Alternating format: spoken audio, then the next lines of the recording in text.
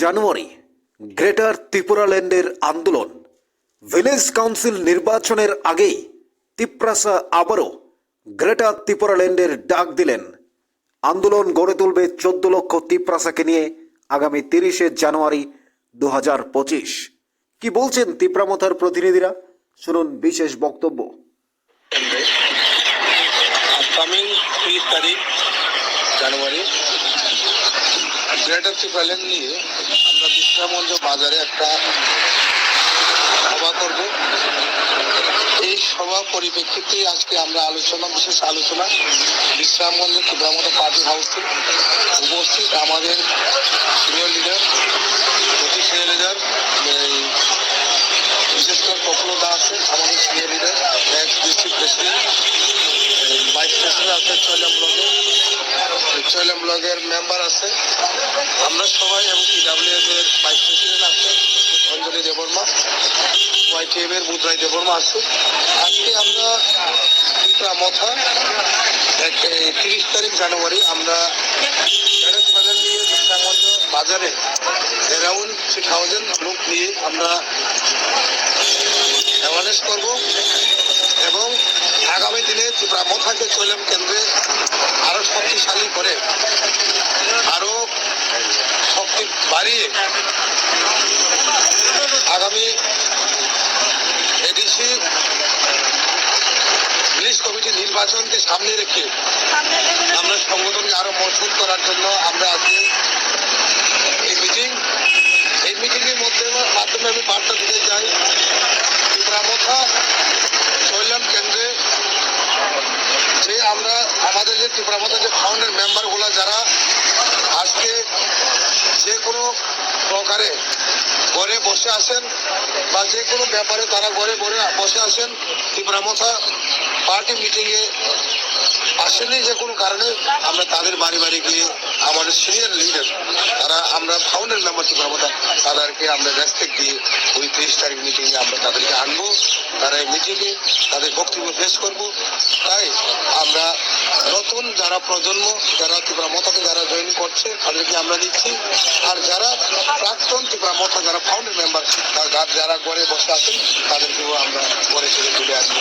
সেই সম্পর্কে আজকে আমাদের এই আলোচনা আগামী দিনে ত্রিপুরামথা আর এগিয়ে যাবো, ত্রিপুরামথা বাড়ছে, ধীরে ধীরে আরো বাড়ছে।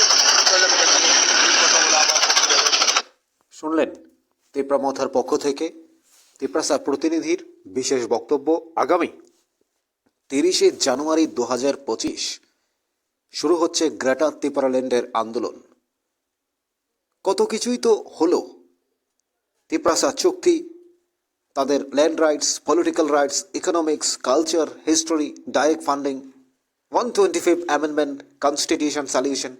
এবার আবারও তাদের এই পুরনো দাবি, যেই দাবিকে কেন্দ্র করে তিপ্রামথা সৃষ্টি হয়েছে, সেই গ্রেটার ত্রিপুরাল্যান্ড।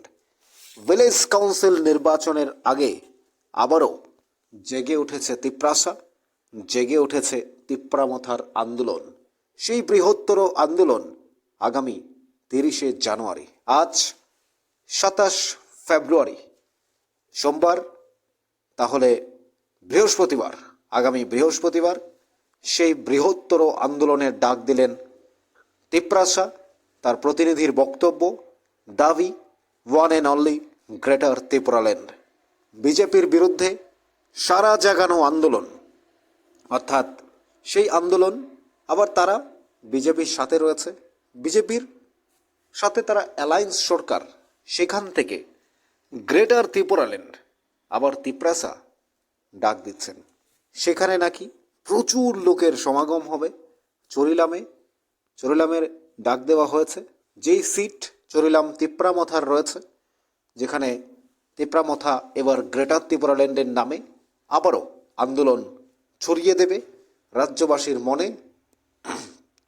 যেভাবে গ্রেটার ত্রিপুরাল্যান্ডকে কেন্দ্র করে তিপ্রাসা সৃষ্টি হয়েছে, তিপ্রামথা দল তৈরি হয়েছে, তারপর ধীরে ধীরে বিজেপির সাথে অ্যালায়েন্স, আবার এবার ইমপ্লিমেন্ট না হওয়ার পর আবারও সেই গ্রেটার ত্রিপুরাল্যান্ডের ডাক শোনা যাচ্ছে। ফেব্রুয়ারির লাস্টের দিকেই হতে পারে ভিলেজ কাউন্সিল নির্বাচন। আবারও জেগে উঠেছে 14 লক্ষ তিপ্রাসা। এবার সরাসরি চরিলাম থেকে তিপ্রামথার বা 14 লক্ষ তিপ্রাসার যে দাবি গ্রেটার ত্রিপুরাল্যান্ড, সেই দাবি নিয়ে আবারও শুরু হচ্ছে আন্দোলন। আপনারা কি মনে করেন আগামী 30শে জানুয়ারি 2025 রোজ বৃহস্পতিবার যে আন্দোলনের স্বপ্ন দেখেছে তিপ্রাসা, সেই আন্দোলনে যোগ দেবেন 14 লক্ষ তিপ্রাসা?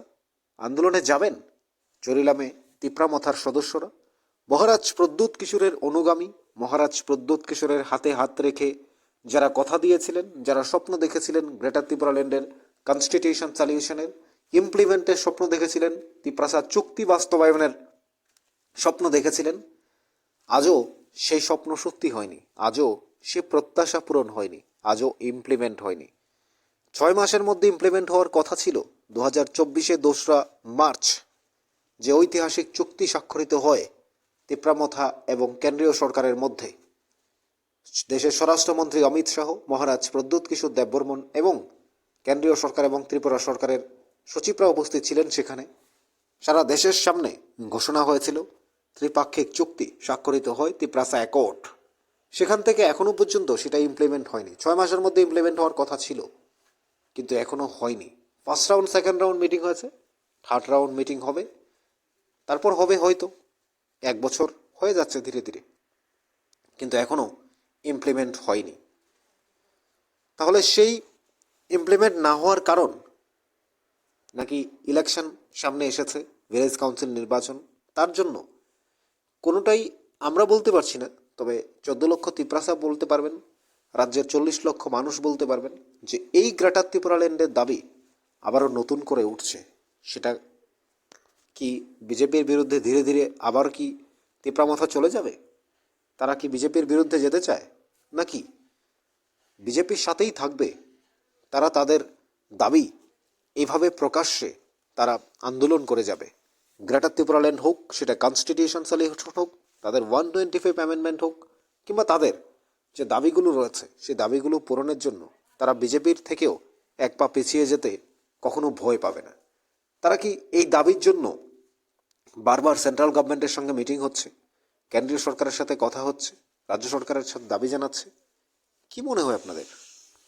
মহারাজ প্রদ্যুৎ কিশোরের একের পর এক দাবি, আন্দোলন, তিপ্রাসার হাতে হাত রেখে সেই অধিকারের জন্য এগিয়ে যাওয়া, লড়াই করা, এভাবে সেন্ট্রাল গভর্নমেন্টের সাথে একের পর এক লড়াই, আন্দোলন, তারপর তাদের সাথে অ্যালায়েন্স, জোট, তিপ্রামথার এমপি পাওয়া, সব কিছু তো হয়েছে, শুধুমাত্র তিপ্রাসা অ্যাকর্ড যে চুক্তি সেটা ইমপ্লিমেন্ট হয়নি। আর বাকি সব ধীরে ধীরে হচ্ছে, কিন্তু ইমপ্লিমেন্ট হয়নি। তিপ্রাসা উন্নত হচ্ছে, উন্নত হবে। এই গ্রেটার ত্রিপুরাল্যান্ডের দাবিকে সামনে রেখে যে আন্দোলনের কর্মসূচি তিপ্রাসা গ্রহণ করেছে আগামী সেই ঐতিহাসিক দিন, যেদিন ভারতবর্ষের শোক দিবস, গান্ধীজির মৃত্যুদিন, সেদিন তিপ্রাসা আবারও গ্রেটার ত্রিপুরাল্যান্ডের ডাক দিয়েছে। সেই আন্দোলনে কি আপনারা যোগ দেবেন সমস্ত তিপ্রাসা? গ্রেটার ত্রিপুরাল্যান্ডের স্বপ্ন কি সত্যি হবে? কি মনে করেন জানাবেন কমেন্টস বক্সে। থাকুন নিউজ ত্রিপুরা 1 চ্যানেলের সাথে। চ্যানেলটিকে সাবস্ক্রাইব করে রাখুন প্রতিটি আপডেট পেতে।